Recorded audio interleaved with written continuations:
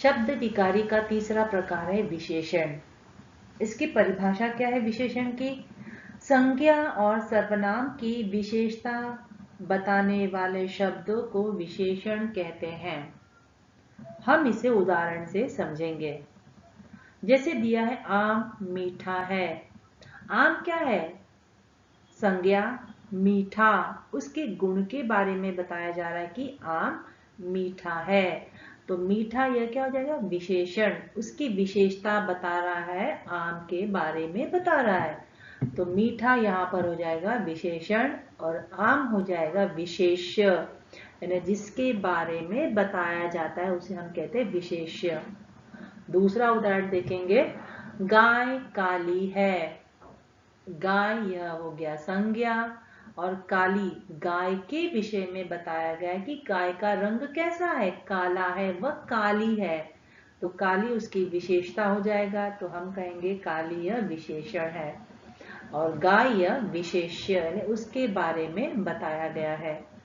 उसी प्रकार तीसरा उदाहरण देखेंगे हम, आदमी लंबा है।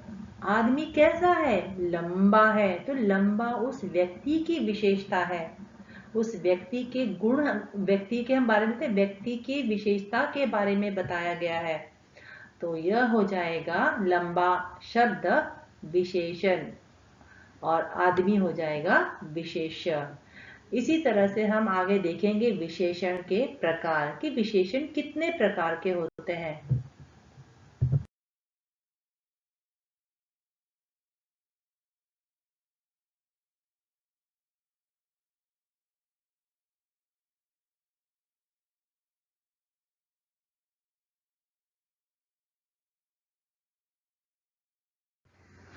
विशेषण के 4 प्रकार है।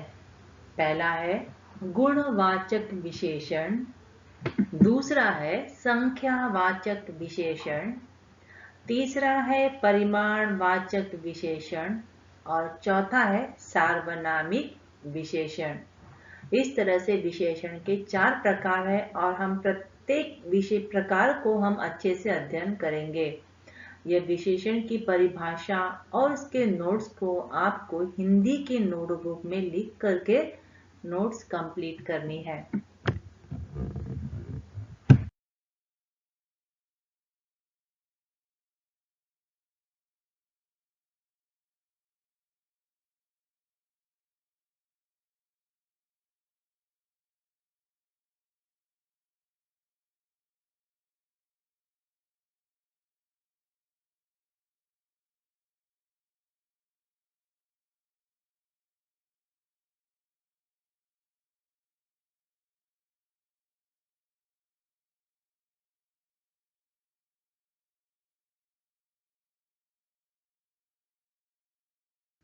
विशेषण का हमारा पहला प्रकार है गुणवाचक विशेषण।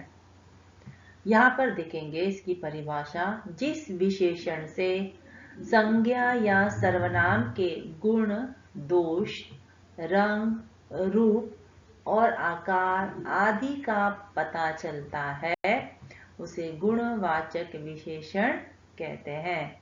उदाहरण से हम इसे समझेंगे। लता का स्वर मीठा है। मीठा यह उसका गुण है, किसके? लता का स्वर का। उसी प्रकार दूसरा शब्द है, उसने काले कपड़े पहने थे। काले यह रंग के बारे में बताता है, तो हो जाएगा काला ये शब्द गुणवाचक विशेषण।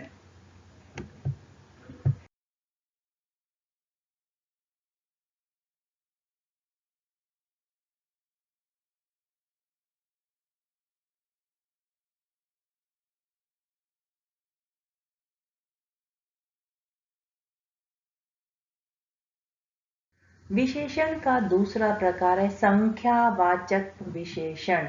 संख्या से पता ही चल जाता है कि नंबर्स के बारे में कहा गया है। इसकी परिभाषा देखेंगे, जिस विशेषण से संज्ञा या सर्वनाम की संख्या का बोध होता है उसे संख्यावाचक विशेषण कहते हैं। अर्थात जिस विशेषण से संज्ञा या सर्वनाम की संख्या है, नंबर्स का बोध होता है, बोध यानी जानकारी होती है, उसे हम कहते हैं संख्यावाचक विशेषण। उदाहरण देखेंगे, कक्षा में 50 विद्यार्थी पढ़ते हैं। यहाँ पर दिया है विद्यार्थी, कितने विद्यार्थी है? 50। तो 50 ये क्या है? नंबर्स है, तो हम कहेंगे यह 50 संख्यावाचक विशेषण है। उसी प्रकार पिताजी ने 1 किलो मिठाई खरीदी। मिठाई कितनी है? 1 किलो। यहाँ पर एक नंबर दिया है, तो हम 1 किलो कहेंगे, यह संख्यावाचक विशेषण है।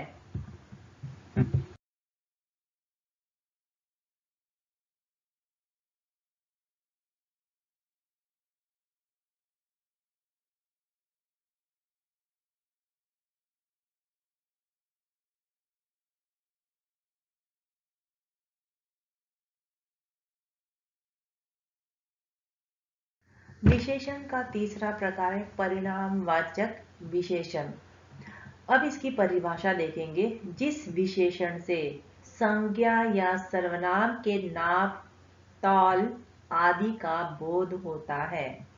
नाप या तौल का मतलब नापा जाना या तौला जाना।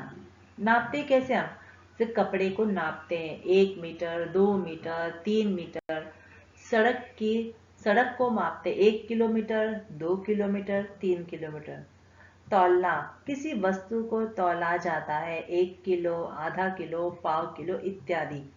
अर्थात जिस विशेषण से संज्ञा या सर्वनाम के नापना और तौलना आदि का बोध होता है, उसे परिणामवाचक विशेषण कहते हैं। उदाहरण देखेंगे, मेरा घर 2 किलोमीटर दूर है। यहाँ पर दिया किलोमीटर, यानी किलोमीटर क्या है? यह हमने सड़क को मापा है, 2 किलोमीटर में की दूरी पर है, तो 2 क्या हो जाता है? 2 किलोमीटर हमारा परिमाणवाचक विशेषण। उसी प्रकार दूसरा है, उसके पास बहुत धन है। धन है, बहुत है ना, हम कहेंगे बहुत। यह परिणामवाचक विशेषण का उदाहरण है।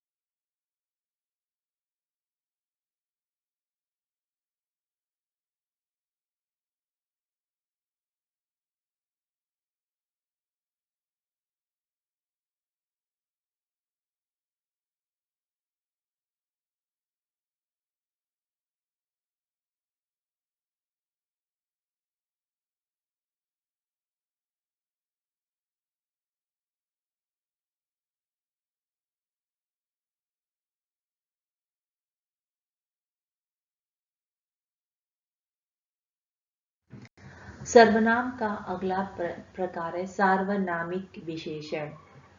परिभाषा देखेंगे, जो विशेषण संकेत द्वारा, संकेत का मतलब क्या? इशारा, चिन्हित करना, बताना, दर्शाना, किसी का बोध कराता है। बोध का मतलब होता है किसी के बारे में बताना, किसी के बारे में बताता है, तो उसे हम कहते हैं सार्वनामिक विशेषण। उदाहरण देखेंगे, वह लड़की अच्छी है। यह देखेंगे, यह संज्ञा के पहले आकर के उस लड़की की तरफ संकेत कर रहा है। वह लड़की अच्छी है, तो वह हो जाएगा सार्वनामिक विशेषण। दूसरा उदाहरण दिया है, यह लड़का बहुत चालाक है। लड़का, यह संज्ञा है, संज्ञा के पहले यह शब्द आया है और यह संकेत दिखा रहा है कि यह लड़का कैसा है? यह लड़का बहुत चालाक है। वह लड़की बहुत अच्छी है। तो जो शब्द संकेत के द्वारा किसी का बोध कराता है, किसी विशेषण का बोध कराता है, उसे हम कहते हैं सार्वनामिक विशेषण।